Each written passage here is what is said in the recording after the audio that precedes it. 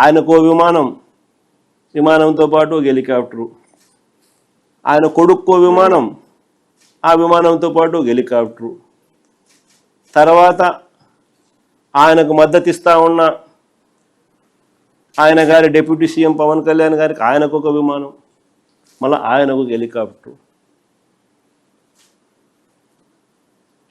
అందరూ గాల్లోనే. ముఖ్యమంత్రి గారు కొడుకు ఒక పూట విజయవాడలో ఉంటే మరో పూట హైదరాబాద్లో ఉంటాడు, ఇంకో పూట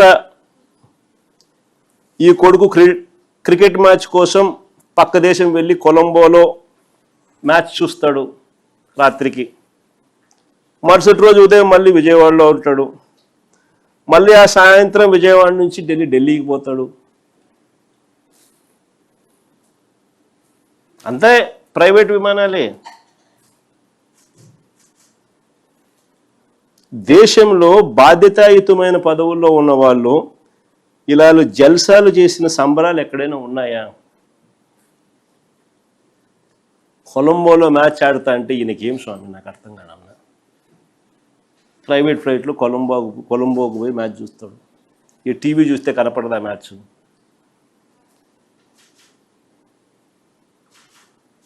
సరే, క్రికెట్ అభిమానివే అనుకో, టీవీ చూస్తే కనపడదా? నేను కూడా నిన్న టీవీలోనే చూసిన మ్యాచ్.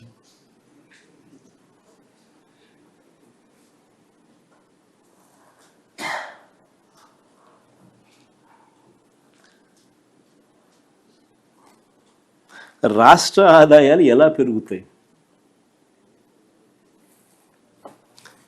ఇక రాష్ట్ర అప్పుల విషయంలోకి వస్తే మళ్ళీ అవే గోబెల్స్ ప్రచారాలు. చంద్రబాబు నాయుడు గారి నైజం నిజంగా కుక్కతోక వంకరే. అంటే ఎన్నిసార్లు మనము చెప్పినా కూడా ఎందుకయ్యా అబద్ధాలు చెప్తావు, వాస్తవాలు ఇవి, ఇదిగో వాస్తవాలు అని మనం ఎన్నిసార్లు ప్రజెంటేషన్ ఇచ్చినా, ఎన్నిసార్లు మనం సాక్ష్యాలు ఆధారాలతో సహా చెప్పినప్పటికీ కూడా అవే గోబెల్స్ ప్రచారాలు, అవే అబద్ధాలు రిపీటెడ్గా. కుక్కతోక కూడా ఎప్పుడైనా మీరు గమనించే ఉంటారు, దాన్ని కరెక్ట్ చేయడానికి నువ్వు ఇటు చేయండి, అది మళ్ళీ ఆయనకి వెళ్ళిపోతుంది. అందుకనే సామెత కూడా అంటారు కుక్కతోక వంకర అని. చంద్రబాబు నాయుడు గారి నైజం కూడా కరెక్ట్గా అంతే. మొన్నటి బడ్జెట్ ప్రసంగంలో కూడా ఏకంగా 9.74 లక్షల కోట్లు అప్పులు మేము మిగిల్చామంటారు. బడ్జెట్ ప్రసంగంలో వీళ్ళన్న మాటలు అసలు నిజాలేంటో తెలుస్తాయని, రాష్ట్రానికి సంబంధించిన అప్పులు ఎంతుంటాయో రాష్ట్ర ప్రజలకు ఎక్కడ తెలిసిపోతుందేమోనని ఏకంగా బడ్జెట్ పేపర్స్లో అప్పులకు సంబంధించిన టేబుల్ వాల్యూమ్ నెంబర్ 6 ఈ బుక్లో ఉంటుంది. వాల్యూమ్ నెంబర్ 6 బుక్లో దీనికి సంబంధించిన టేబుల్ పూర్తిగా ఎత్తేసినారు, కనపడదు. ఇది ఎప్పుడు జరగదు మామూలుగా. నేను ఆశ్చర్యంగా చంద్రబాబు నాయుడు గారిని ఒకటే అడుగుతా, అయ్యా చంద్రబాబు నాయుడు గారు, ఇక్కడ దాచిపెట్టవచ్చు కానీ మీరు ప్రజెంట్ చేసిన చంద్రబాబు నాయుడు గారు ప్రజెంట్ చేసిన మీ తొలి బడ్జెట్, అప్పటికింకా ఇంత తెలివితేటలు ముదర్రా. ఈయన ప్రజెంట్ చేసిన 2024-25 బడ్జెట్ డాక్యుమెంట్స్లో క్లియర్గా అప్పు ఎంత ఉంది అని, రాష్ట్రానికి సంబంధించిన అప్పులు ఎంత ఉన్నాయని చెప్పి రాసినాడు. పోనీ కాంప్ట్రోలర్ అండ్ ఆడిట్ జనరల్ వాళ్ళు 23-24 లెక్కల్లో కనిపిస్తుంది. వాళ్ళు 23-24 లెక్కలు మరుసటి సంవత్సరం ఇస్తారు. 23-24కు సంబంధించిన లెక్కలు 24-25లో వాళ్ళు రిలీజ్ చేస్తారు. లెక్కలు, ఆడిటెడ్ లెక్కలు. ఆ లెక్కలు చూసినా కనిపిస్తుంది, చంద్రబాబు నాయుడు గారు ప్రవేశపెట్టిన 24-25 మొట్టమొదటి సంవత్సరం ఆయన ప్రవేశపెట్టిన బడ్జెట్ చూసినా కనిపిస్తుంది. దాంట్లో రాష్ట్రానికి ఎన్ని అప్పులు ఉన్నాయి, ఎవరి హయాంలో ఎంత అప్పు చేశారు అని చెప్పి క్లియర్ కట్గా టేబుల్స్లోనే ఉన్నాయి. 2014 వరకు ఇది బడ్జెట్ డాక్యుమెంట్ క్లియర్ కట్గా మీకు అందరికీ కనిపించే విధంగా చూపిస్తా ఉన్నాం.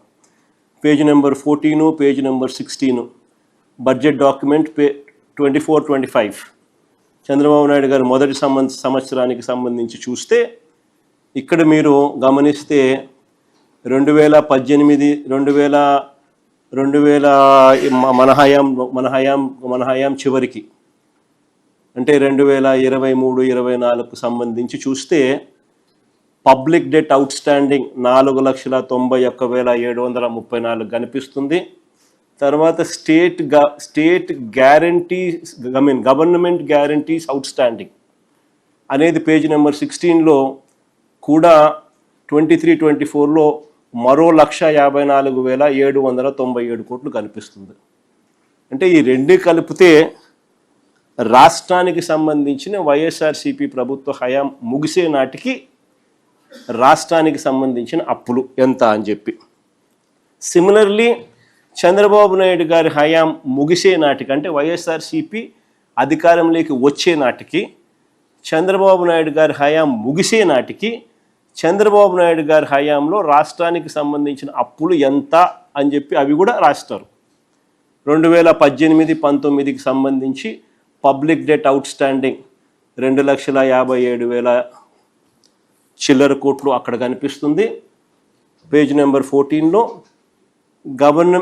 గవర్నమెంట్ గ్యారంటీస్ అవుట్ స్టాండింగ్లో 2018-19కి సంబంధించి 55,508 కోట్లు ఇక్కడ కనిపిస్తుంది.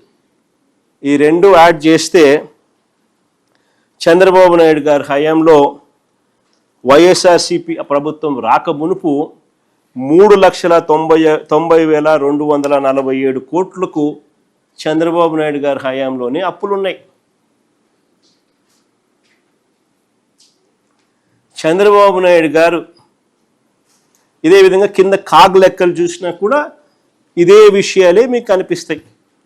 2023-24లో ఒక 3,000-4,000 కొంచెం తక్కువ కనిపిస్తుంది. బట్ అదర్వైజ్ కాగ్ లెక్కలు కూడా అవే కనిపిస్తూ ఉన్నాయి.